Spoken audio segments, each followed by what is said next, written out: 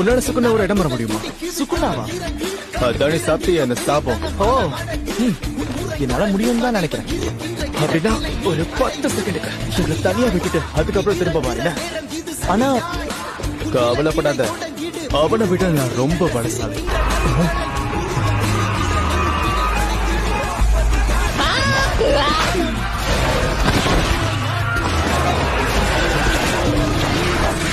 என் சிஷ்யம் பார்த்துட்டு இருக்கான்ல, கொஞ்சம் ஸ்பீட் போடணும் கட்டுக்காரு.